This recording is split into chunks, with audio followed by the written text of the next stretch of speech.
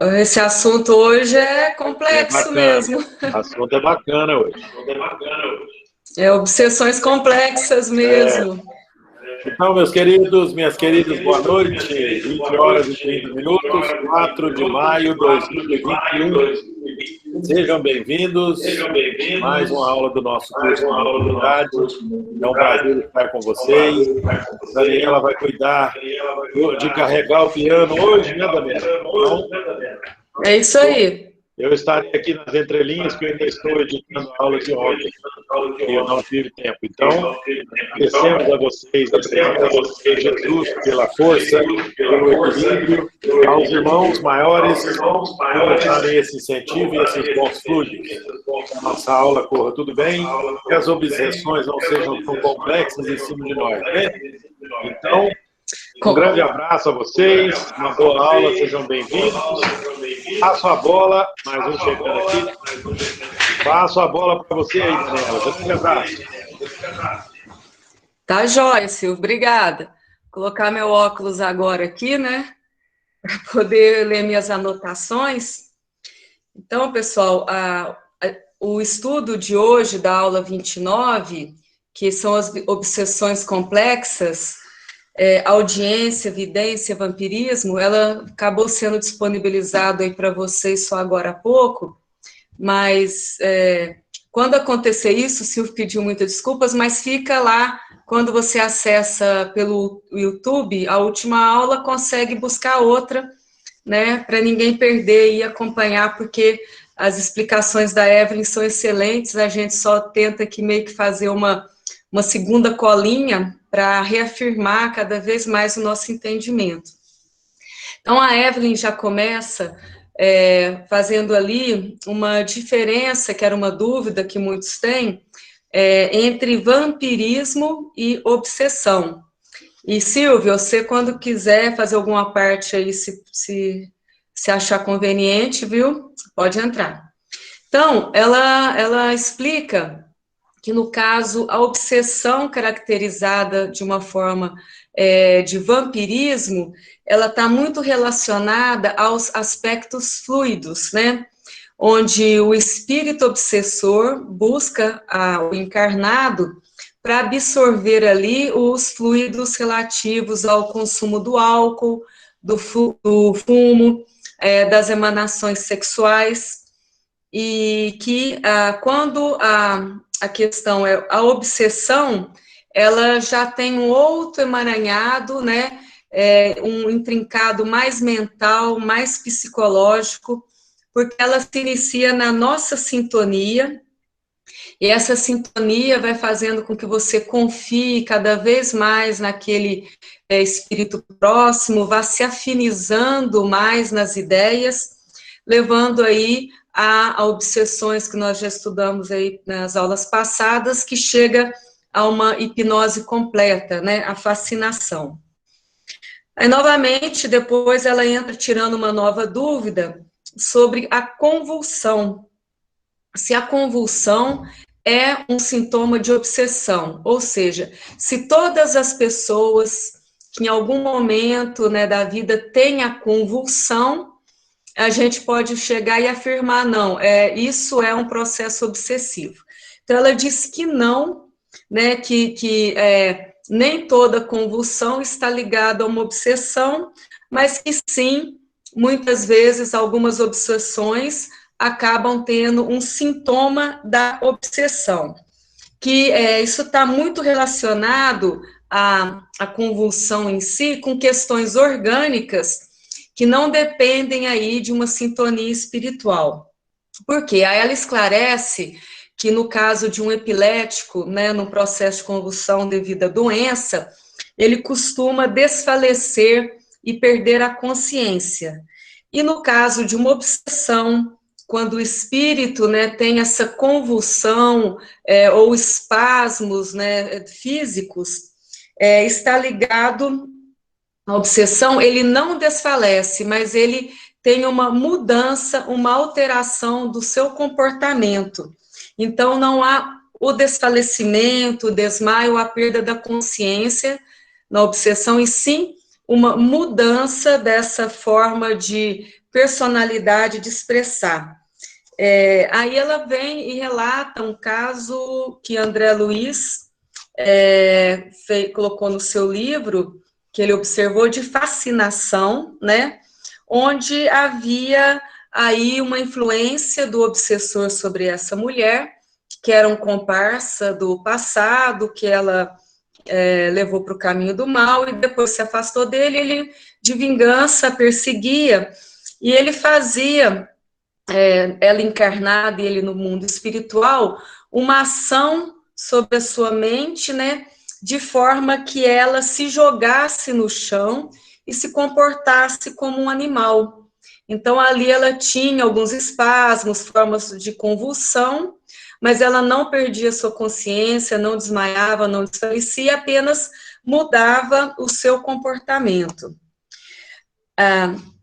Após essas explicações, ela começa a entrar, né, na parte realmente onde a gente fala, né, das obsessões complexas, né, e que eu li aqui realmente há muita coisa que a gente às vezes lê, estuda um pouco, mas estamos muito longe de termos um conhecimento aí profundo.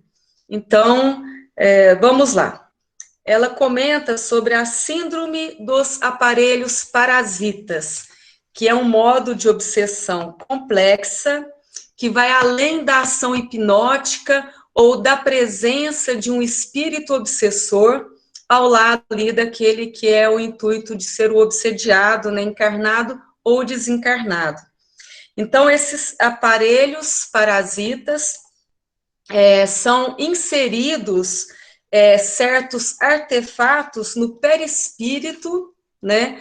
Então, durante o repouso do corpo físico, esse espírito é levado para determinadas regiões, né? Onde vai ali ser inseridos os chamados aparelhos parasitas. Como é que se dá? Ela diz que o obsessor, que é um técnico, uma pessoa que tem o conhecimento para isso, não é uma coisa simples, ele cria por uma ideoplastia determinados chips ou implantes, né, eletrônicos mesmos, com pulsos eletromagnéticos, e aqui nesse ponto não há assim, um certo espanto para a gente quando paramos para pensar, porque já foi nos dito que o nosso mundo material, né, é uma sombra e um rascunho do que acontece no mundo espiritual. Que lá nos livros de André Luiz já se falava, às vezes, em televisão, né, a projeção das imagens ali, embora houvesse no cinema, mas de forma diminuta, como numa TV, e nós aqui ainda não tínhamos, ou se tínhamos, estavam ainda iniciando. Então, do lado de lá, é muito mais avançado, as partes tecnológicas, e aqui a gente vai pondo em prática o que tem de lá. Então, esses chips, eles são implantados no sistema nervoso do espírito a ser obsediado, né, no perispírito. E aí ele vai causar várias perturbações. Aqui ela faz uma separação entre o que seria um aparelho, né, parasitário, que é implantado, né, por forma mais invasiva no perispírito, e outros aparelhos, como grilhões, cunhas, placas, cordas, fios, né, que às vezes estão na parte externa do perispírito, ainda não foi implantado internamente, tá? E aí, mais para frente, ela vai falar um pouquinho mais sobre eles. Aí, qual que é o objetivo, né, desses implantes, ou desses aparelhos, ou desses instrumentos que são colocados ali junto ao espírito, né, que eles estão querendo causar alguma infortúnio? É justamente isso. Causar perturbação nervosa da sensibilidade, agindo aí em algumas paralisias físicas, fazendo aquela pessoa sofrer, né, dominando a mente dela, subjugando, provocando situações de constrangimento. Então, tudo isso com o objetivo de levar o sofrimento àquele ser objeto ali do ódio, da vingança. Aí ela vem citando vários livros onde esse material, ou essas informações já estavam disponíveis, né, para a gente observar e analisar, que, começando com Recordações da Mediunidade, da Ivone A. Pereira, ela ali está contando um caso acontecido com ela num centro em Lavras. Tinha a presença de mais 2 médiuns clarividentes com ela, que perceberam os fatos. Então, ela narra lá que uma criança de 13 anos chegou junto com os seus pais, ela tinha dificuldade de se movimentar, ela não falava, e desde os 2 anos, né, que ela vinha sofrendo esses males, e quando ela adentrou ali o salão da casa espírita, eles já perceberam rapidamente uma forma escura montada nessa criança, como se a criança fosse um cavalo, né, e ali em cima tivesse um cavaleiro com um bridão. Quem conhece cavalo, montaria, né, aquele freio que vai na boca, um bridão visível, essa pessoa em cima com a rédea, e ali direcionando e tolhindo as ações e movimento daquele garoto. Então, logo depois ali que eles iniciaram o tratamento, envolve as conversas, ficou esclarecido que aquele ser que estava ali obsediando o garoto era um escravo que havia sido muito maltratado por aquele menino numa encarnação anterior, onde ele era um senhor de escravos, e ele o perseguia, né, ainda de forma odiosa e violenta. Feito ali, então, depois um tratamento de passes no menino, mais o esclarecimento do espírito obsessor, com 30 dias o menino estava curado, sem as deformidades e falando. O menino relata: olha, eu sabia falar, eu só não conseguia, tinha alguma coisa na minha boca que me impedia, né, de expressar as palavras. Então, mostrando aí uma das formas de aparelhos utilizados para o processo obsessivo, como sendo esse bridão impedindo a criança de falar e a condução do cavalheiro ali tolhendo os movimentos dele. Em outro livro que ela cita logo depois, que é Nos Bastidores da Obsessão, do Manuel Filomeno de Miranda, lá conta-se uma história, realmente ali então, de um aparelho parasita com recurso eletrônico, que seria esses chips, né? Esses chips que a gente observa hoje, que tem dentro de um celular, com aquelas comunicações de fios, onde insere milhões e milhões de dados. Hoje, de um pequeno pendrive, você pode ter 64 gigabytes de informação em uma coisinha minúscula. Então, era uma coisa desse formato, e que era uma célula, né, descrita ali, no caso, pelo Manuel Filomeno de Miranda, pelo espírito, como uma célula fotoelétrica, né, que foi inserida cirurgicamente nos centros de memória daquele paciente ou daquela pessoa, com uma mesma ordem, repetindo incessantemente para ele: você vai enlouquecer, suicide-se.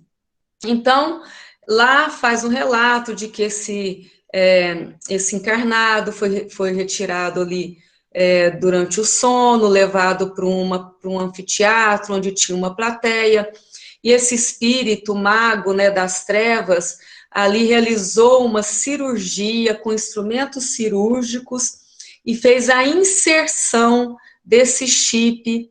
Na época ele usou o termo célula fotoelétrica, porque ainda era pouco usado e pouco difundido hoje em dia a palavra chip, que a gente entende e compreende melhor.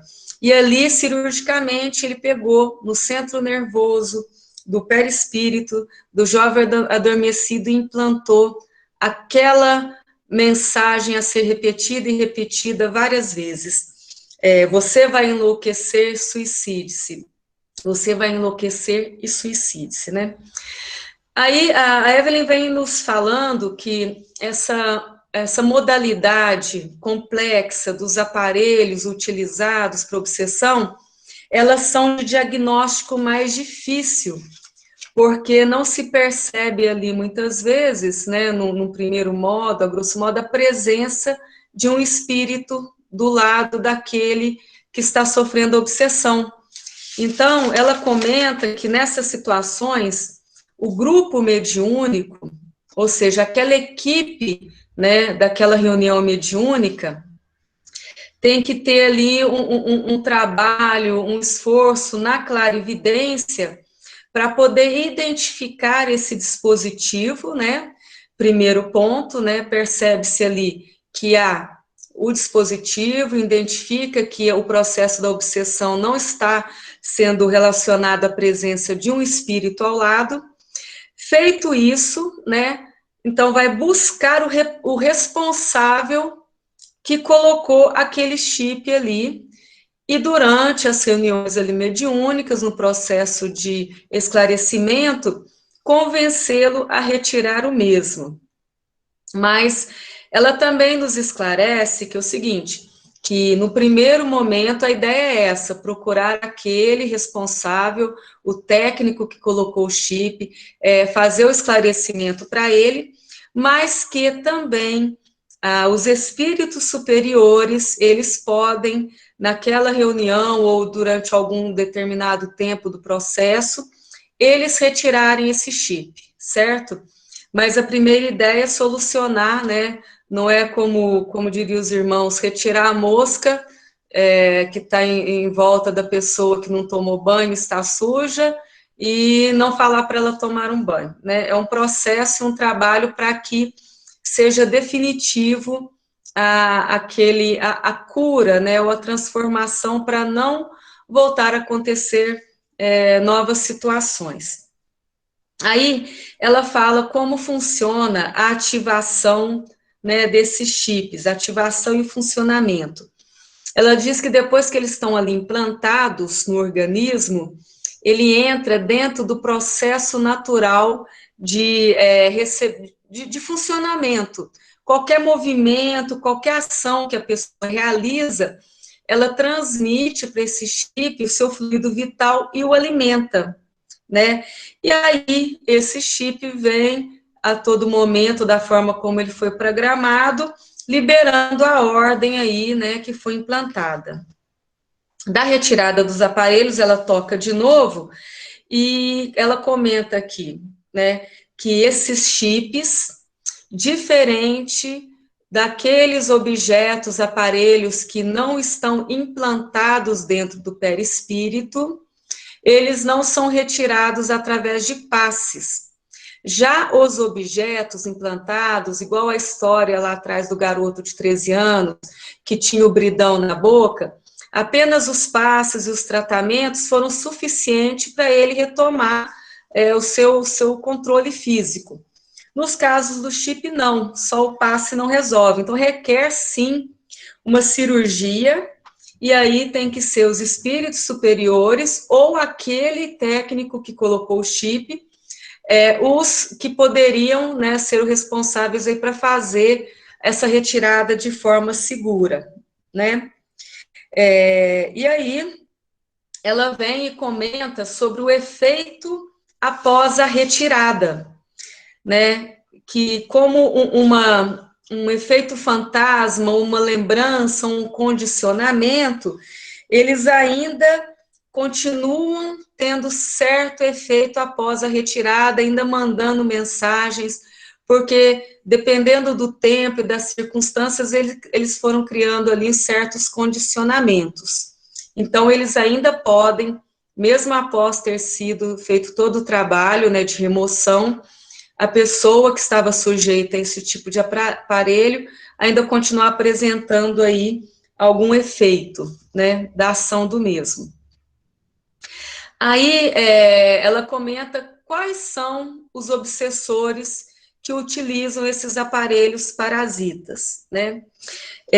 Tem que ser, ela colocou, uma pessoa que tenha um grande conhecimento do mundo ali espiritual, como um mago das sombras, né? Ela usou o termo mago das sombras. E esse mago das sombras, ele tem que ter um conhecimento em eletrônica e da fisiologia do sistema nervoso. Então, não é qualquer pessoa, qualquer situação no mundo espiritual que ele pode vir e fazer esse tipo de implante de um aparelho parasita. Tem de ser uma pessoa que tem esses conhecimentos, então, por isso ele é limitado a algumas pessoas, né?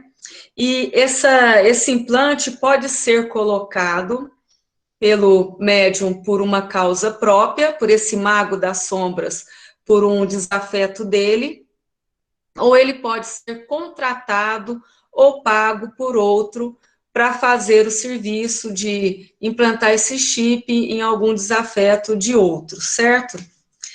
Então, mas o importante é frisar que é um uso, no caso ainda, é limitado, né? Não é o mais comum de acontecer. Aí ela entrou num assunto aqui que realmente é algo que eu nunca tinha ouvido falar, essas outras questões do chip, dos outros aparelhos, eu já tinha, né, tido algum contato com leituras, mas ela entrou numa parte sobre clones ou duplicatas astrais. Esses clones ou duplicatas astrais são seres artificiais que nós criamos através do nosso pensamento contínuo sobre quem somos, sobre nós, sobre os nossos trejeitos, nós criamos ao nosso lado, né? Essas formas, pensamentos de criar, eu já sabia que a gente conseguia fazer através de relatos de André Luiz, às vezes a pessoa está pensando em alguém e de repente essa forma dessa pessoa começa a aparecer ao seu lado, às vezes num tamanho menor, né, do que o real, mas é como se fosse aquele balãozinho dos quadrinhos, onde tem ali uma imagem, né, o nosso pensamento criando essa imagem. Só que aí, o que acontece?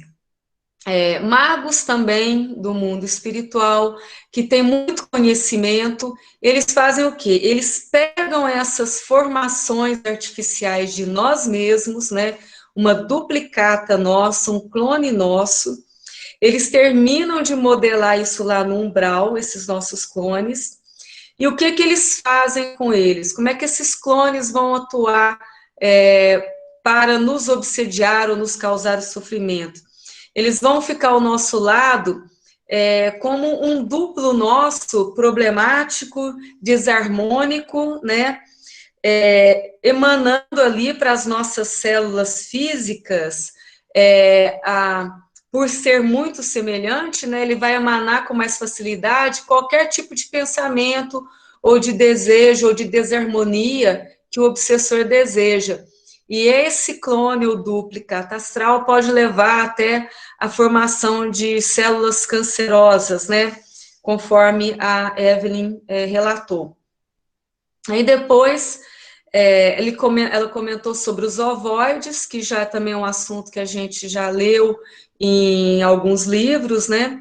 Que são aí espíritos que começaram num processo de interiorização muito grande, de monoideísmo direcionado apenas para sentimentos fixos, de dor, de ódio, de raiva, e ali eles foram se interiorizando cada vez mais, até que a forma do perispírito se dissipasse e eles mantivessem ali uma forma de ovoide, que é uma proteção que o espírito, estando, né, dentro da proximidade do planeta, ele tem que ter essa forma ali, como um corpo do espírito, né? Mas só que ali ele perde a identidade de quem ele era, da última encarnação, fica totalmente naquela ideia fixa, né? Perdendo, então, a relação com o mundo ao seu redor. Então, esses ovoides, eles estão ali sempre com um pensamento muito negativo, muito ruim, no processo de ódio, vingança, raiva, dor. E aí eles são utilizados pelos espíritos inferiores, eles pegam esses ovoides e os colocam ao lado ali daquele espírito que eles desejam obsediar. Então, não chegam a ser os chips implantados, mas também eles disseminam a mesma ideia e pode ser colocado de 1 a 2, 3, né? Dependendo ali da necessidade ou do acesso do espírito obsessor a essas formações lá do plano espiritual. Tem no livro de André Luiz, no livro de Libertação, onde ele descreve, né, uma situação, né, de obsessão por ovoides. A Evelyn também comenta que ferimentos e deformações espirituais, né, podem ser infligidas, né, por exemplo, o nosso modo de vida, né, vai refletir no nosso espírito e vai alterar a nossa forma. Então, às vezes, uma úlcera, um excesso de uso de bebidas, né, corrosivas, podem marcar o nosso perispírito no mundo espiritual. Então, às vezes, uma úlcera que a gente criou aqui no plano material, ela é transmitida por o espiritual. E também comportamentos que animalizam o ser, né, pode fazer com que a aparência daquele perispírito no mundo espiritual seja animalizada. Então, aqui nós estamos vendo um modo de vida, né, desregrado na matéria, pode transmitir para o perispírito essas aparências de ferimentos ou deformação. Mas também se dá o contrário. Um espírito né, maligno, imperfeito, né, com conhecimento, ele pode pegar ali um espírito mais frágil, mais vulnerável e imprimir a sua vontade nele, alterando sua forma espiritual lá e dessa forma depois imprimindo aqui os distúrbios, ou causando um ferimento do lado de lá, no plano espiritual, no perispírito, ficando de uma forma tão firme e definida, que depois ele é trazido aqui para o plano espiritual. Ela comenta que pode acontecer situações como um hematoma, uma lesão, um mal-estar, uma doença também, né, que vai sendo provocada no plano espiritual e ao depois retorno, e sendo transmitida para as células que antes sadias no corpo físico, ela ficando doente, tá? Aí ela fala, no finalzinho, na reflexão final, do como se proteger, né?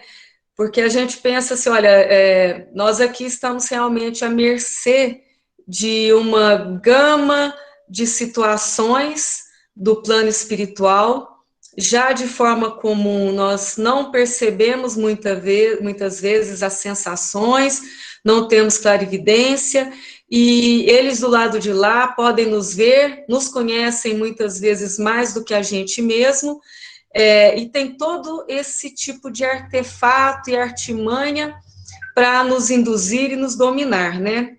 Então, ela coloca assim, bom, não é bem assim, a gente está realmente, assim, por um lado, numa certa desvantagem, mas tem como se proteger, né?